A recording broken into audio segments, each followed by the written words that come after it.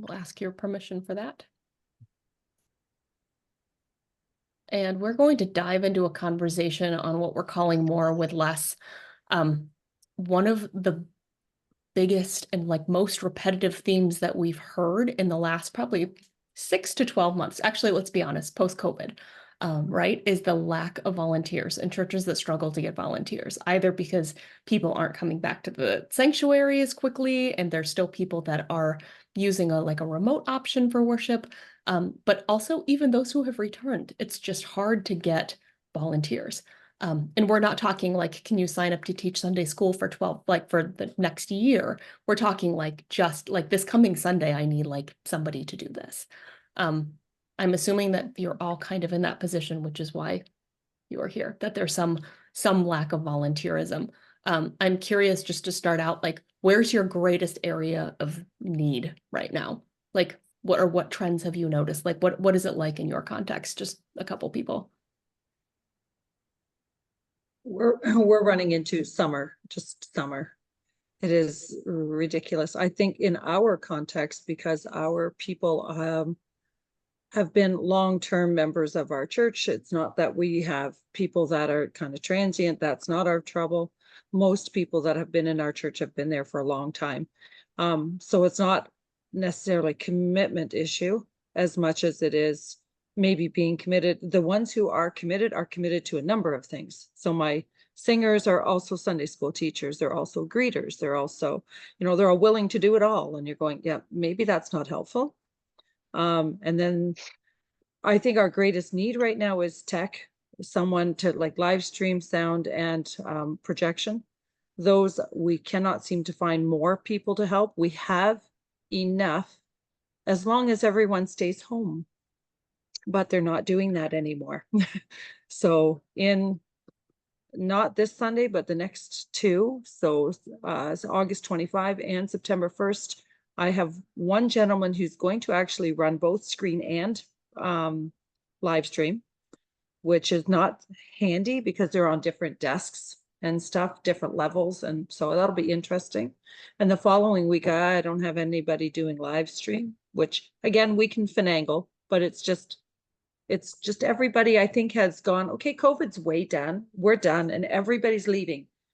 I have a list of people that are not available for a Sunday like this. It's crazy. So that's where we're at. Yeah, I kind of resonate with Angela there, worship tech. And then the other part I think is children's ministries, Sunday school teachers, nursery providers, children's church. So yeah, because they either want to be in the service or they don't want to come early before church to do Sunday school, because we have Sunday school before worship. And then worship tech, I just don't have the people. So I'm now hiring it out as a stipend. You come, for rehearsal on Sunday morning, adjust the levels on the soundboard and make sure everything's working great. And at the end of the month, I pay you for how many ever services you're here for. So that's where I'm at with that. Kevin, are these people from your congregation that you're hiring it out to? Like No, teens? they are from the outside. I actually went online, advertised it, and just said I'm looking for technical people for worship, audio engineer, live stream, projection. And so I have one person that does anything I need him to do. And then I have one person that's just now doing audio, and I'll eventually get him to other things too. But I pay him a stipend, just like I pay an organist a stipend, whether they're a guest or not, And so the understanding is that they can just come in on a Sunday morning and be at the rehearsal and do what they need to do, and that's it. Are you comfortable sharing how much you pay them? It's $50 a service. So, and yeah, it's 2 hours commitment on their part. but we're finding it to be an outreach opportunity too. Hmm. I've got two guys that are just kind of,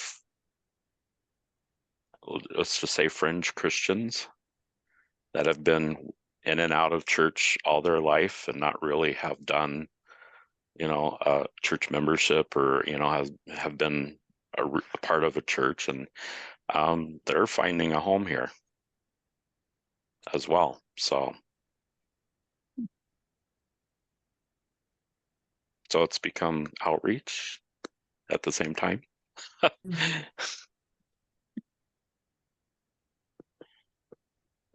Anyone else tried that? Tried hiring in a position? Either externally or internally? We have We haven't- hired Hmm. babysitters for our nursery. Wow. Like from the outside, just So we have one teenager who has to get community service and is doing it for that reason. Her parents go to our church, but she herself is not really interested. And then she has a friend who, so she's not paid because it's community service, but her friend that does it with her is paid. So Okay. Yeah. Interesting. We tried, or in my previous congregation, we had a real hard time finding tech people, and we proposed, hey, why don't we pay someone to come in, or even pay some of the teenagers that themselves were in our church, and said, hey, can this be a part-time job for you, coming at rehearsals and stuff like that? But there was so much pushback, because this is typically a volunteer position from the church. We're not paying people, because all of these other tech guys that have been doing it for so many years, who haven't been paid. So, but I felt like it was a really good option. So I'm kind of glad to hear that sometimes happens. I mean, if you don't have the people with especially a very specific skill. Yeah, and I've asked around with people with more, like audio experience or just experience in general. It's not, well, let's just say it's more popular in Grand Rapids than what people realize, especially in the larger churches, to have a salaried or even a paid worship tech people. I asked one guy, hey, what would it take for you to come, or somebody like you to come to our church and just sit in Sunday morning and not even go to a rehearsal or anything? He said $200. So I kind of feel like I'm, getting a bargain for 50. Well, and I'm not asking for we don't do what they do in the mega churches here in town, or even close. So, my expectations of what they need to do is probably a lot less than what they would do at a larger church. So, We have hired in pianists. We Yep. did that a number of years ago and had someone come in, and now she's part of the worship coordinator team, so that's great. And then a few weeks ago, all three of our pianists, nobody was available, so we hired somebody in, and we do $50 as well if they come in for the day. So they come, then for a pianist or a musician, they would come to practice during the week and then to the service itself, obviously. So yeah, made it interesting though, because his background was not classical and it wasn't CRC, so it was more of a jazz feel to everything, and he didn't know any of the songs. So but it worked. But it was tricky. that's when you get really, really strange tempos, right? Because like Yes. musically, technically, it's probably fine, but you get like you're singing a song like twice as slow as you're used to, and the whole congregation's just like, come on. Yeah, or the intros, trying to find the introduction, the intro, and when do I start? And it was tricky. But again, we were stuck. So, and then we even called 3 or 4 other people that either play in other churches, but nobody was available. So what we're running into is, the whole summer thing is just a real kick in the butt right now. So we said too, we just met yesterday and we talked to about, maybe next summer instead of people telling us, I'm not available all of these Sundays, we're gonna just say, which one are you available? And you sing once. And then we'll just take all of our singers and everybody will just take one singer instead of 3, 4, whatever the team is. Just one on those Sundays out throughout the summer. And try that, because boy, this is a pain when it comes to trying to schedule everything. I'm wondering if we can shift gears and do children's ministry Sunday school, because we kind of started there, and then we like went back to worship a little bit, but like children's ministry, like that's the thing that's supposed to be right around the corner, right? Like for many churches, you're looking at your calendars, you're like, that's like 3 weeks away, 4 weeks away. Yeah. And we have no idea how we're going to do it because we don't have enough volunteers to teach classes. What are some things that you are thinking about trying, or what have you tried that has worked in the past?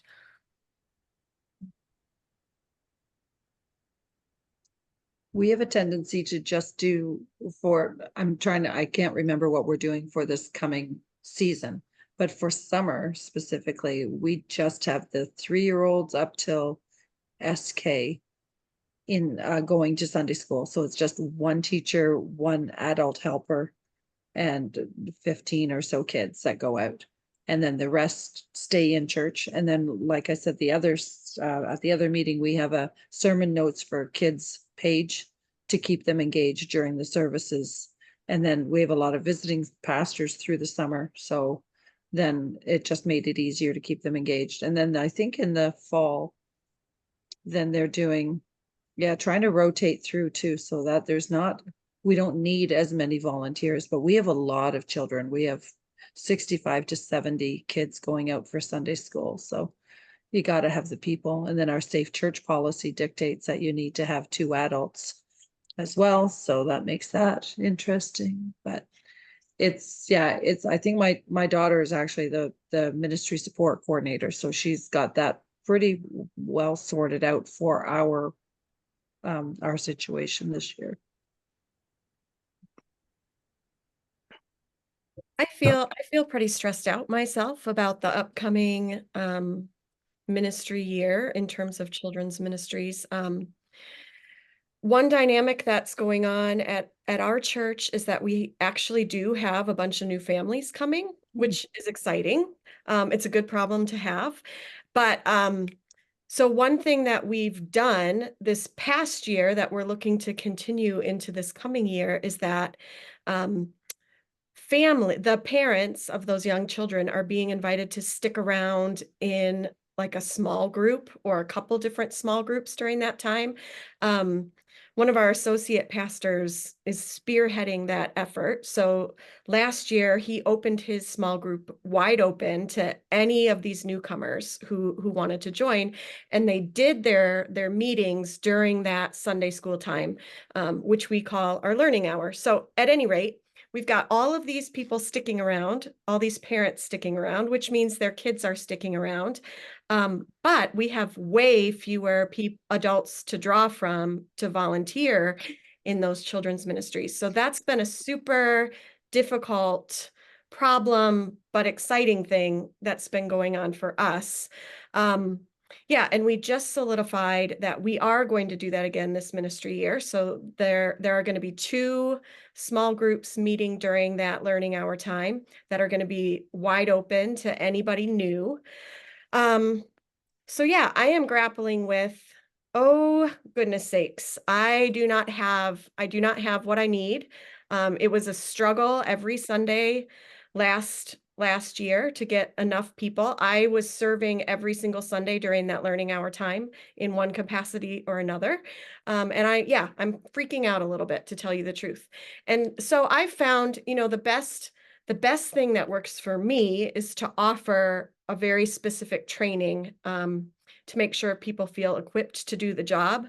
I've done that most consistently with nursery. And so I typically have enough people to volunteer for nursery because I've trained those folks well. So looking forward into this ministry year, I definitely am leaning toward offering, a couple different trainings in these weeks ahead so that I can get some more people and then make sure they know what they're doing. I think that's important.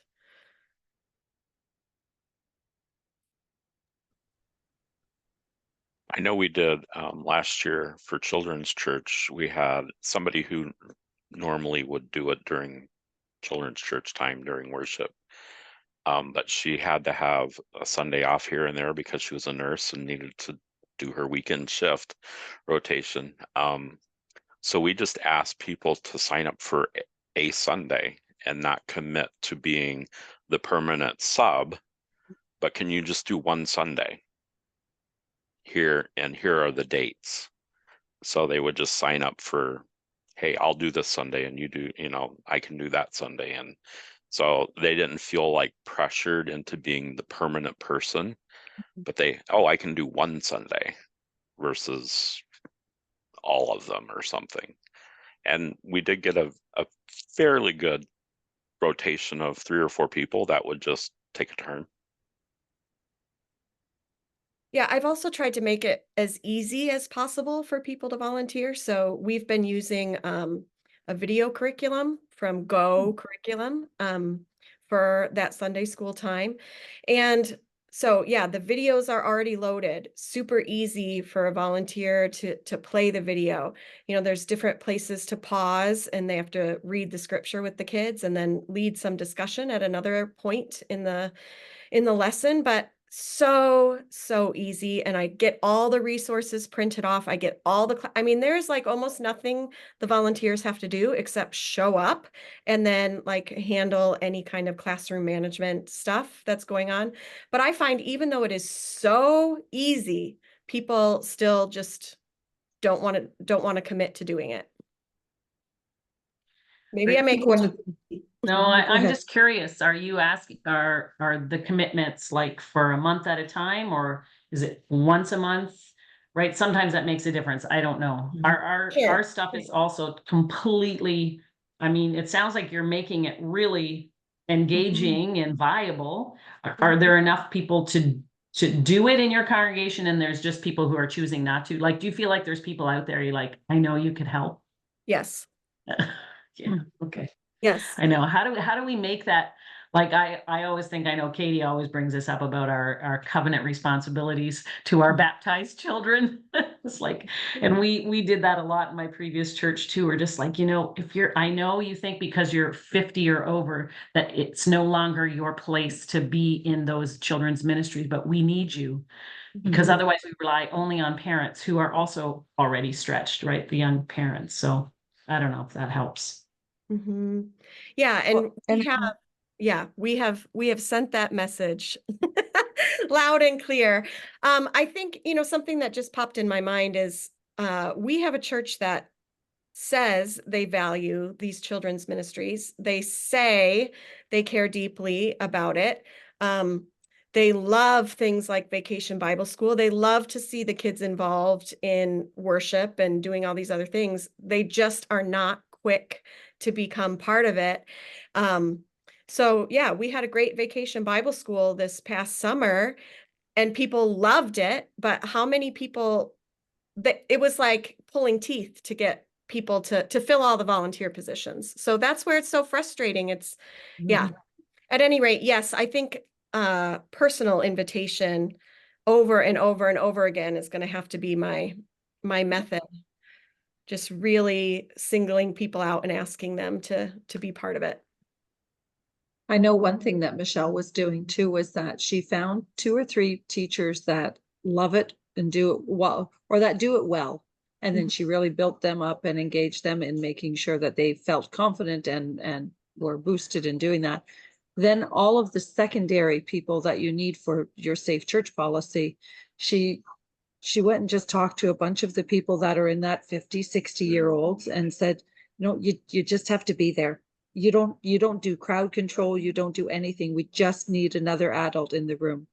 And in doing that, a number of people, which some totally shocked me. I went, wow, this person's volunteering to do this, but it's very random. And there doesn't need to be any continuity in who that person is, right? So they could do it once a month or once every 2 months. So that worked well. And now she's asked a couple of them if those people might consider teaching at some point. So maybe not right away, but maybe just getting that second adult in the room helps them understand this isn't what it used to be, where you had to go home and prepare for 2 days before Sunday school. It's all right here. And we'll get the tech set up for you. And what was the name of your curriculum again? Sorry, that you're using. It's Go curriculum. Okay. Okay. Excellent. Yeah, we're using the orange curriculum, and it's same thing, like everything, and we have a full-time children's ministry director, so much is done, but the bigger the ministry is, of course, you still need tons and tons of volunteers, so People. but Yep. having it done. In our previous church, which was much smaller, I don't know if anyone would ever consider this, but we just literally started one season and we said, there is not going to be Sunday school for grades 4 and 5 because we don't have enough volunteers.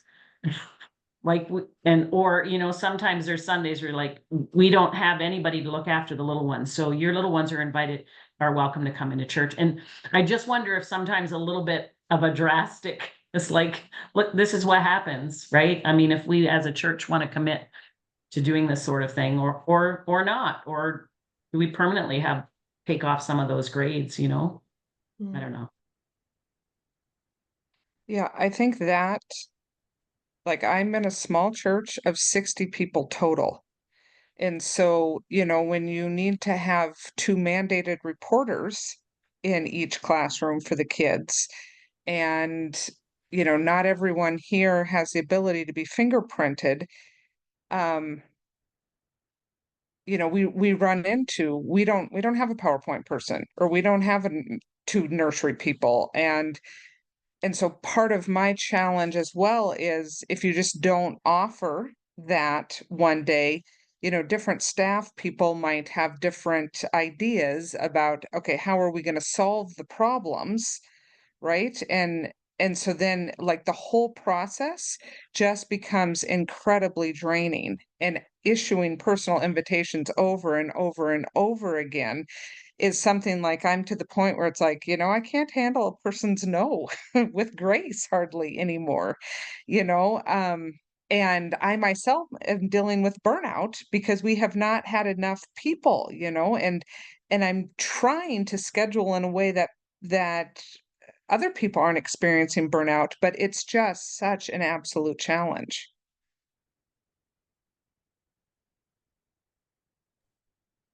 Maybe this is wild. Maybe this would never work.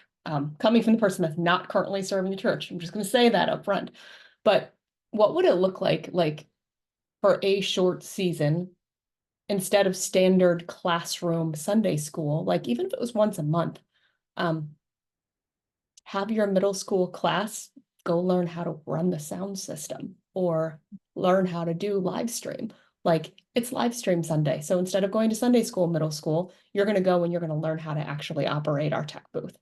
Our middle school and our high school group, or even our upper elementary school, I'm going to teach you how to make PowerPoint slides for worship. And here's the resources you need, and see if you together as a class, bring an iPad, bring a computer with you, can make PowerPoint slides. And these are the ones that we'll use in worship. And you can pick a background within reason. Maybe, maybe not.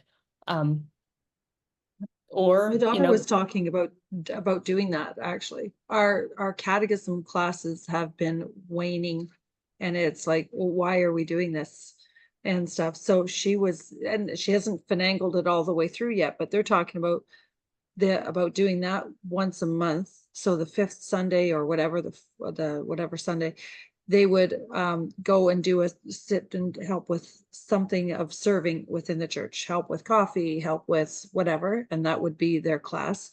And then this year she was talking about, maybe we have a whole stack of those boxes from the Christmas child boxes that you would make up, right? And she says, instead of collecting everything at once, packaging it all up and doing it all at once, we'd say, this week bring this item. And then those children in those classes would make this their service project. They would fold the boxes. They would put those items in that week. 2 weeks later, it would be a different item and they put them in. But that whole service project type of thing, We talked at our last meeting about having the kids write their names or have their names on a rock. Maybe the older classes could write all the names of all the children on all the rocks. And then you would encourage your congregation to take that rock with the child's name home and then pray for that child for a month. And then those kids could be in charge of that kind of thing as well, right? So. I would love to have a classroom of like first and second graders that write a morning prayer, right? Like take that 30 minutes in a classroom and do a little short talk about like, how do we pray and what is it okay to pray to God? And then have your first and second graders for a class actually write your prayer that gets used like the next Sunday, or aim it a few weeks out. I don't know, maybe that's more work, maybe that's more work than it would be worth. It's just, guitarists come on to the front and you can learn how to read off of a lead sheet and figure out how to start playing guitar in church. I love the stuff. I think it's fantastic, but you're right. It becomes more work and it ends up falling on the same people that are already doing the work and the organizing. Because we've tried having the kids come and, learn an instrument, but who's teaching? The people that are already committed. Who's leading the morning worship prayer thing and stuff too? It's going to be that Sunday school teacher that's super keen and is already committed to 5 things. So that's the trick. And it feels to me like more and more leaning towards, if we value this and it feels, and people are saying we value it, but we're not stepping up to the plate, then we have to hire. It just is, right? I can't put in 30 hours or 20 hours a week doing worship stuff forever because nobody else will step up. So if you think worship is important, then somebody has to get paid to do it, because we can't expect volunteers to put in 30 hours or 20 hours every week planning worship without some kind of compensation, because then you'll just have nobody. And that's the same with Sunday school, your musicians at some point. And I've thought too, well, we just won't do live stream. We just won't have projection. And I'm going, and then some members will go, sure, well, then that's fine. Why do we even need that then? And then, and then, okay, then we'll go back to no musicians, and we'll go back 100 years in worship. And, they'll all go, that's okay. So I don't want to go there either, right? So I think it sounds like in Andrea, in your church too, and that's why we actually just said at the beginning of that one season, there's not going to be Sunday school. Like, it sometimes feels like they just need something drastic or a reminder that this is what we believe is important. Look at this. Okay. Now, are the people here? Then have them come. But if they're not there, do we need to, look outside? But often they are there, but they need that little nudge or that little push or that, I don't know, if maybe over in your staff and your leadership, you decide that these are the things that are going to be really important this year. Here's where we need, are there things that we can let slide? That we say, you know what, this year we're not offering coffee break because we have no coffee break leaders. So it appears like, even though our church thinks it's important, it's not going to happen because not enough people are, I don't know. I'm not saying everything has to die, but some things have to maybe get to a crux point. I read an article, and I have not tried this yet, but just to have planned Sundays off, where there is no nursery, there is no Sunday school, there is no children's church, everybody's in the sanctuary, and that's it. And you put up with the noisy babies and the kids and the worship. And they call it Family Worship Day at that point. But it's a planned Sunday where nobody has to volunteer for these things. There's a church in our town that does they do a Sabbath Sunday. So in over the season, there's so many Sunday or so many months with the 5th Sunday. Those 5th Sundays are Sabbath Sunday. There is no church. go elsewhere, watch online. No one has to volunteer. I don't know, that's not as extreme as what or is more extreme than what Kevin's talking about, but I Yeah, advise you think, don't start there. Don't start there with your church leadership. No. That this I is think- this is where we're at, folks. I think what that does, Kevin, and maybe that article or whatever, it acknowledges that volunteers are so important. We want to love on them, we want to support them, but when we're so frustrated that they're not coming, then we're more angry than anything else. But we have the end of August and Labor Day weekend where all the kids ministry, including nursery people, everybody gets 2 weeks off. And that is our children's ministry leader saying, you guys are really important, but I realize that we're heading into a super busy Sunday. So also finding ways to encourage, support, not just with curriculum and being ready, but also with little parties or little treats or, end of season kind of signs of acknowledgement. But I think having those 2 Sundays off for them just says to them, it's really important. And we want you also, everyone, just to have a break. So.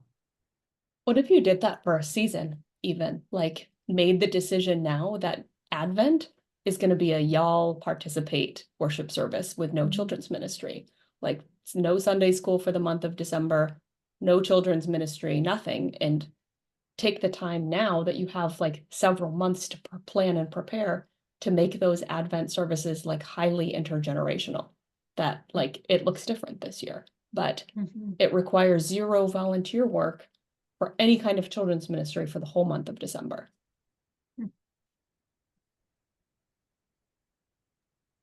We did that for 6 weeks this summer, and I was a little anxious, but it went okay.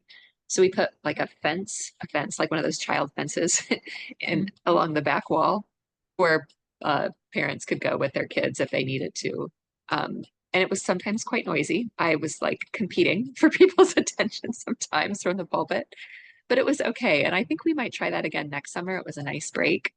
What I worry about, and I'm hearing you, Andrea and Katie, loud and clear, and I hear in your voices some of the same frustration, and even I would say for myself, bitterness of watching some people work so hard and other people think it's so great that my church offers this, but won't lift a finger to make it happen.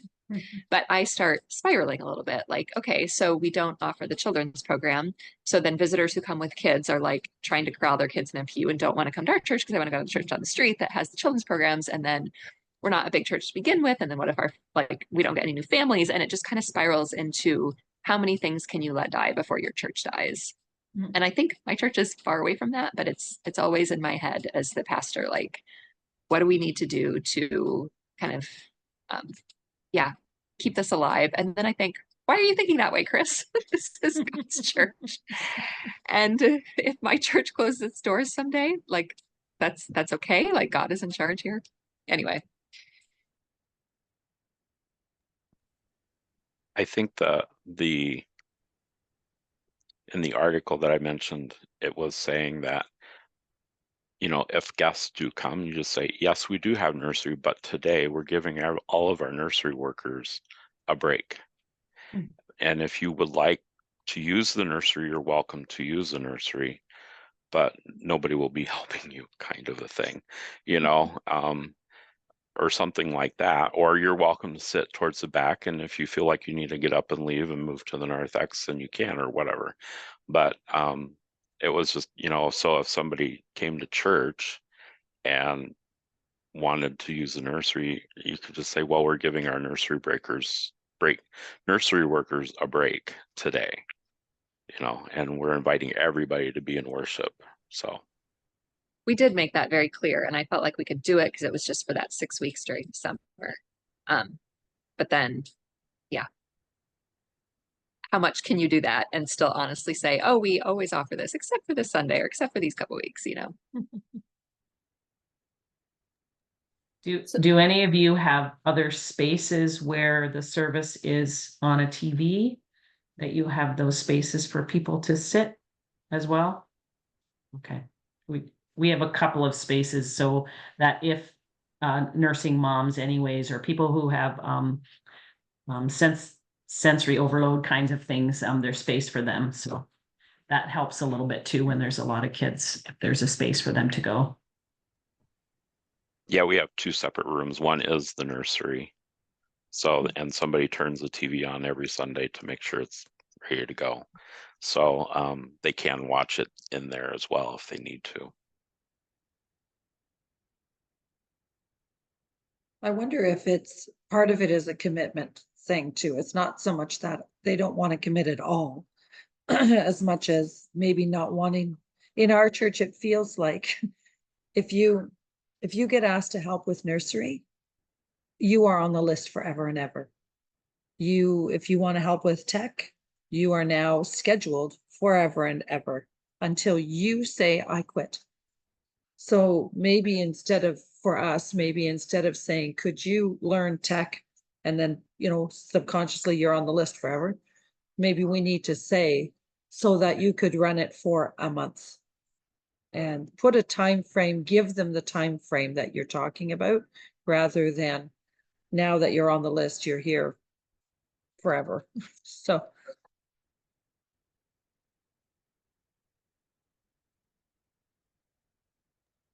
Church jobs without an off ramp. That's a real thing. yeah. Yeah, I struggle because for a lot of my ministries, I have signups. So people choose their own dates when they're going to serve. Okay, so I'm not like creating the schedule and telling you when you have to serve but then I'm not getting anybody to sign up. Like, how many times do I have to put out the nursery sign up for you nursery people to sign up? And then it gets to the emergency situation where it's like, okay, you guys, I've got these 3 Sundays coming up here in a row and nobody's signed up. And then I get like those same people who always serve, they jump and if there's an emergency, they will sign up for all 3 Sundays in a row. And I'm like, no, it's not supposed to be you doing the nursery for all those 3 Sundays. So yeah, it's hard for me too. I think the old model is I create the schedule. And if you have my brain just died. If you have a conflict, then you have to find your own replacement or let me know and I find a replacement. So I'm not using that model. I'm using the model. Okay, you tell me when you're available, but man alive, that doesn't really work at this point. It doesn't really work to have people tell me when they're available or to sign up themselves. I don't know if this solution would work for you, and it is a lot of work, but what we've started doing is a hybrid between those. You tell me the days when you're not available, and I will make the schedule according to when you say if you give me a date that you're not available. It doesn't solve everything. Yeah. But and it's not a perfect system, but we found that it's the best of bad options for us. Thank you. Yeah, we do that specifically for summer more so than the rest of the year. But so yeah, again, a bit of a hybrid too. So we do.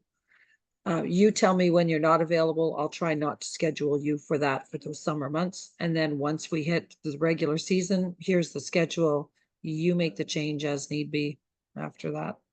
Mm-hmm.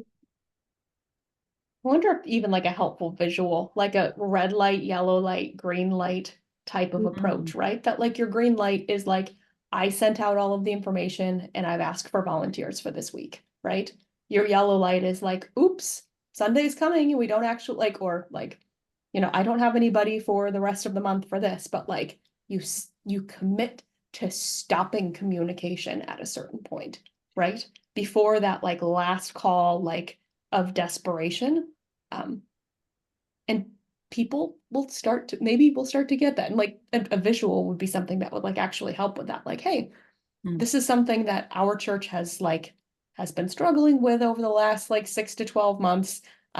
Your leadership has talked about it and we've thought about it. And we're going to do like, and you could even color code your emails, right? Like, here's my green light email of like, I need volunteers for this. Your yellow light is, I still don't have volunteers for this. And then the red light email goes out, we are not having this week. But something visual, something that catches attention.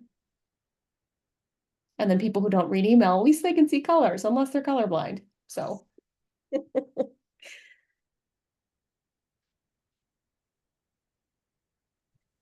am wondering how you all kind of keep faith in your people and in the church when it's so hard to get people to do stuff. Because I'm like kind of at the point where if you excitedly tell me that you just bought a cottage or you just bought an RV and you're so excited, I'm like, I don't want to talk to you. In our previous congregation, I've always been a worship director and my husband is a pastor. So we've worked together and when everybody left in the summer, like there were times where we just wanted to cry. Like it just felt like, you know what? You all get to go away for the whole summer. And it felt like, what is the point of preparing worship and a sermon and all of this stuff when there's less than 50% of your congregation is right there? I don't have an answer, Chris. I just feel your pain. Like I get it. It would just be, and to the point where my husband, and he's been in ministry for over 30 years now. So he's like, I'm just going to take sabbaticals every summer because it seems like it feels like, and you don't even dare say it. It feels like the rest of you don't really care. Yeah. Right. And like, you want us to keep doing this? I don't know if we have without getting angry. So again, it's not an answer, Chris. It's just like, I get it. It is so frustrating. And that's why I guess and because I've been doing this for a long time, I get that to that point where like, we're not having this anymore. We're not doing this thing because we can't do it. Your staff can't keep doing it. So we need a different option. We need not to have children's ministry, or we need not to have this kind of setup for a service where you have 5 musicians. Like, I just feel like we have to get way out of the box. And then of course that's really hard for people too. So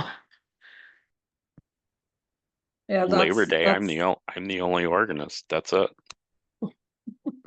And they're just gonna have to be okay with that. Yeah. I wonder if we need to redefine the we, right? Even Ruth Ann, as you were talking, and like you were saying, like we, but like, how often does the we just get dumped on your staff, right? Like you all in this room, you are the we that makes that happen. Like we do this, we do that. But a redefinition of what we actually is supposed to mean. I don't know. Sorry, Andrea, you came off mute and I jumped in. That's okay. Yeah,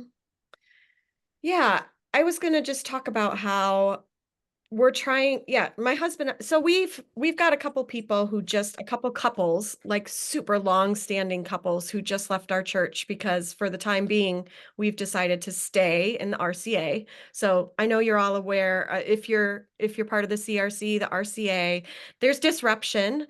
And yeah, so our church has decided to stick with the denomination for now. We just lost those 2 couples and they were involved in everything. Everything. So that's another like panic, like, oh crap, like we've just lost these 4 people who do this and this and this and this and this. And so it is so easy to get super down. It's so easy to focus on the negative, to focus on the problem.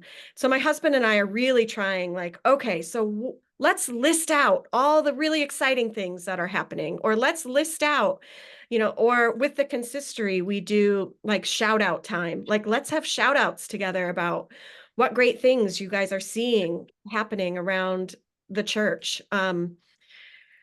So on a personal level, on a larger level with some of the leadership, we're trying to really say, okay, we need to balance this. Like, sure, there's some hard stuff going on. There's people leaving. There's a trouble with volunteers, but let's talk about the great things that are going on. And not to be like all Pollyanna or something like that, but just to refocus for a second and say, it's not all bad. Everything isn't terrible. Like, there are some great things going on. So for example, in the midst of these 4 longtime people leaving, we just had a summer youth gathering of youth and their families. There were 80 people. There were 80 people who showed up to this summer gathering of youth and their parents.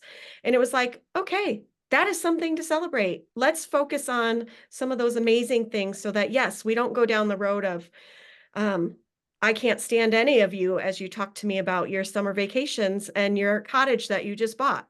Because yeah, we have a lot of that up north in Traverse City, a lot of wealth, a lot of recreation, a lot of people, yes, going to their cottages, all the things. But yeah, so I just wanted to throw that out there, like trying to find a way to balance the perspective and to shift the lens through which you're looking at things.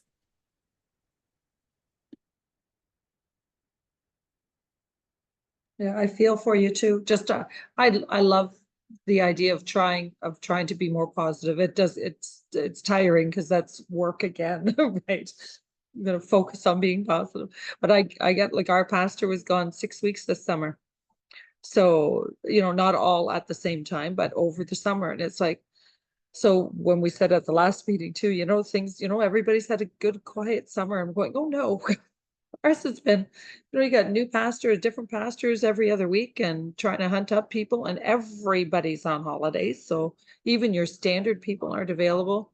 Then I thought, okay, let's not get a pastor. Let's do a different service. And now half of the people that I had planned to ask or whatever aren't available for that. So it's like, okay, you're not winning here anywhere. But I think too, part of it is you got to let some stuff go.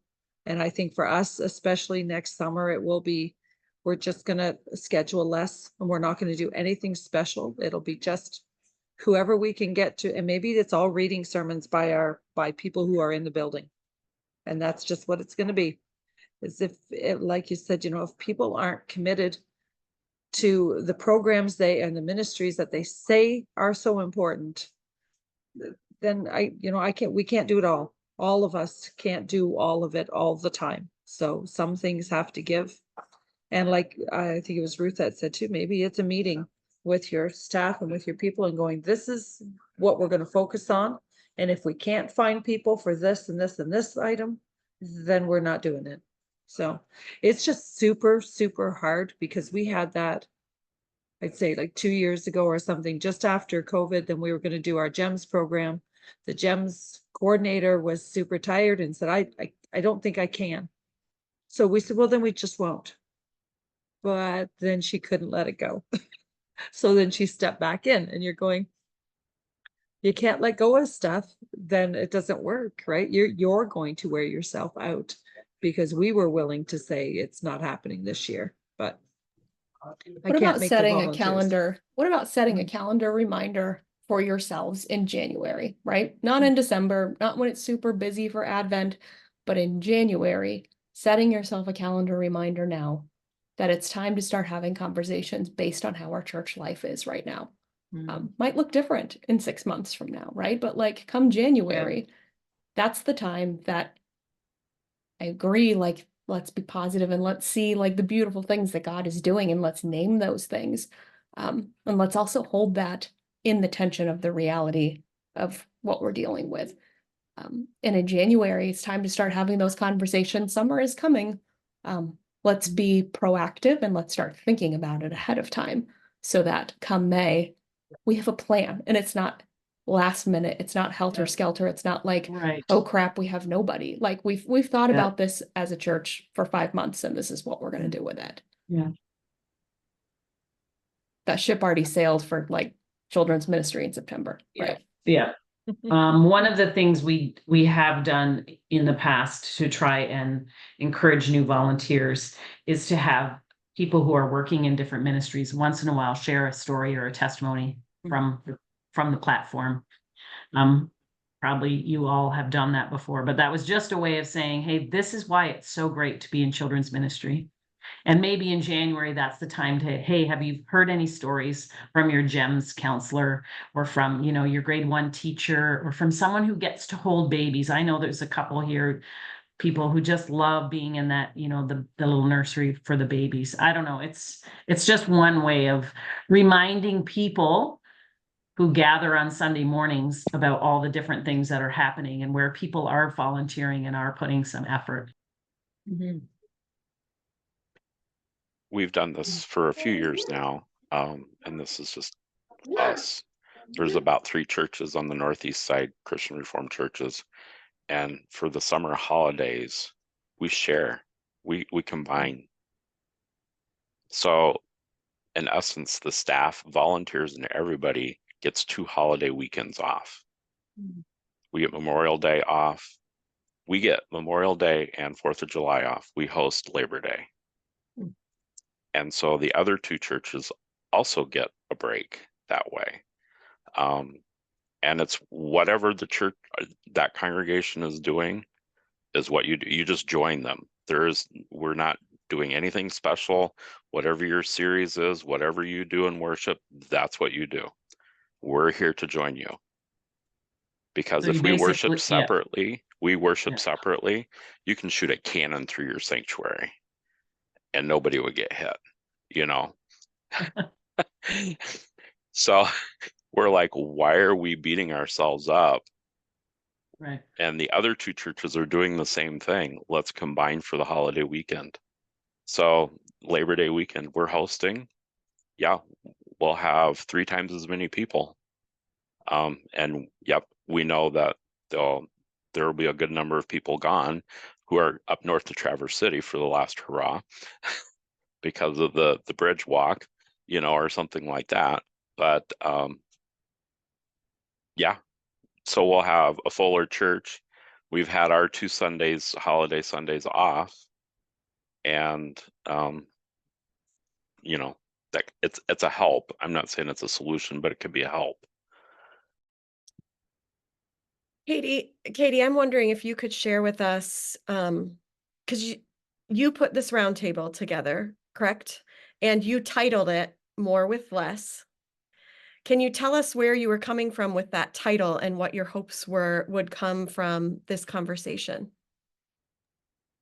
More with less might not have been the best title for it either, because it's not about doing more, right? Like the goal isn't like, how can we dream up new ways for volunteers to do things at this point in time, right? Like that's not where we're at.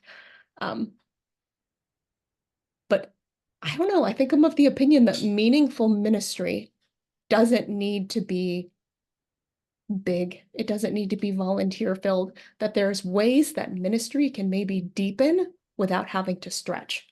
And I wonder if there's ways that maybe even just these conversations that we have make you think about ways that ministry could potentially deepen in ways that you hadn't expected or hadn't thought of before.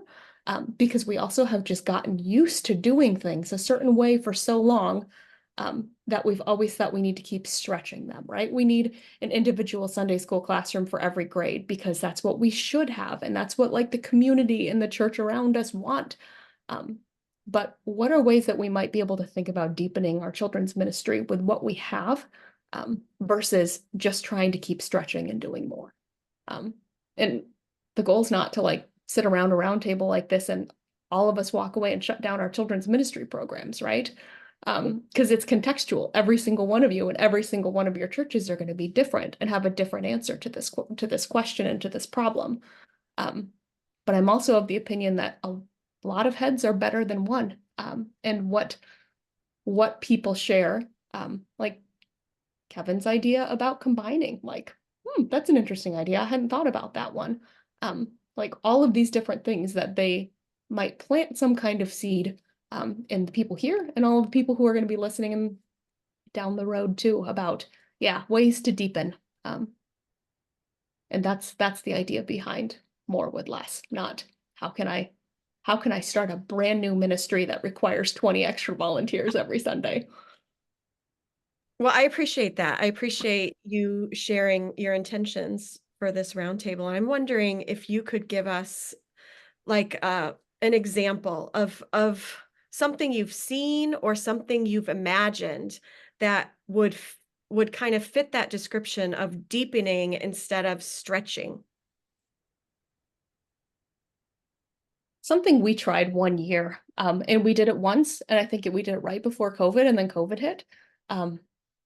We did an intergenerational Sunday once a month. And we used a curriculum called the We curriculum. I don't know if you've seen those before, but it was from like a while ago, right? Like these like We curriculum boxes dropped like 10 years ago. So like the material is not fresh, it's not brand new. But it was one Sunday of the month, none of the teachers had to teach. So like you find like 6 people that are willing to like put together a wee Sunday, an intergenerational Sunday, and you get donuts and you have coffee and like it's different, right? But all Sunday school classes of all ages, so we're talking like adult ministry all the way down to the littles, are together for this shared time. And I think in the box, there's like the video option. There's like ready-made scripts that are ready to go for your scripture presentations. There's craft ideas. There's like table prompts, like mix everybody up and have a table with a bunch of different ages. But thinking about trying to do something like that. Another thing we tried was mentoring, right? We called it SPUDS. I think I've told a bunch of you this before, SPUDS, but spiritual buddies, where our kids got paired with an older member of the congregation. And one Sunday a month, all they did was they sat and maybe they went for a walk, maybe they just sat in the sanctuary, they found a classroom and they just talked about their faith, talked about school that day, talked about whatever it was, but it's connection building in an intergenerational way that's different than I'm going to volunteer to teach Sunday school, but I'm going to sit and I'm going to talk to a kid one Sunday a month and pray for that child and build a relationship with them and find ways then to pull people in, not in the traditional, I need you to sign up for this, but like more intentional relational ministry endeavors like that. It's a time where we have to be creative, folks. And sometimes creativity looks like how can I shut this down in a way that's pastorally kind, and also just real to the situation that we're dealing with. But I think it's a time when we're gonna have to be creative. So I appreciate those creative examples. Thank you, Katie. Can I make a plug for that one website I told you about, Katie? It's called smallchurchministry.com. And it literally speaks to churches that have 60, 80, 100 people and have had to combine Sunday school classes because A, there's no volunteers, or B, there aren't enough kids for each class, even. And even women's ministries, the lady that runs it, she's a former children's director at a big church, from a big church, went to a small church, and now she's helping small churches figure out how to do ministry with sometimes absolutely nothing. It's called smallchurchministry.com. She's got podcasts and resources and all kinds of stuff. Some of it's free, some of it's paid, but still.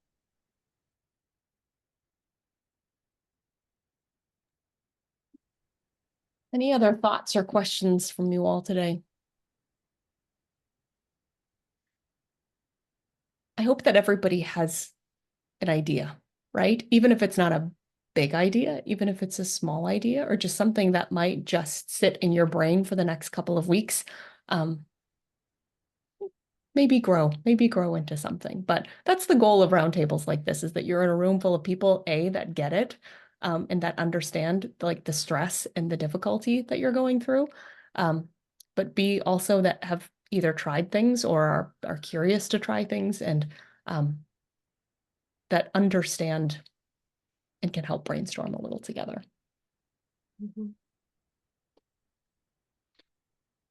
Let me say a prayer for us and then send you off on your merry way on this, whatever day of the week it is that is not Sunday.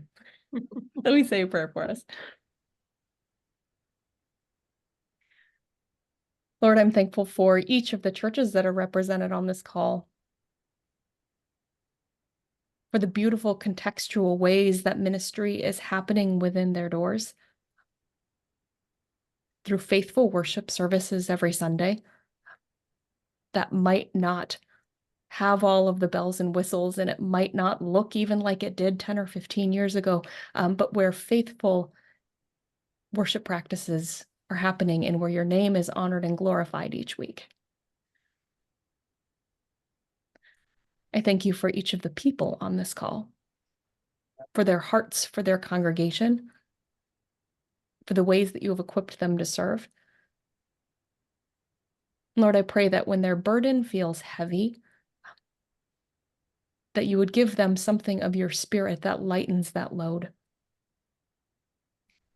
Fill them with creativity for their tasks ahead. Fill them with compassion, even when compassion might feel like it's hard to find. Bless the work of their hands and bless the work of their hearts. And Lord, we pray that as we head into this super busy season of fall ministry, number one, that you would calm our hearts and reassure us of your presence. And number two, that you would also be with us as we remember each week, but also as we rediscover what it means to be your church in this time and in this place. Bless us as leaders. Bless the leaders of the church. And Lord, this is your church. And so we offer it up to you with our hands and with our hearts in humility and gratitude for service. We pray all these things in Jesus' name. Amen. Amen. Thank you.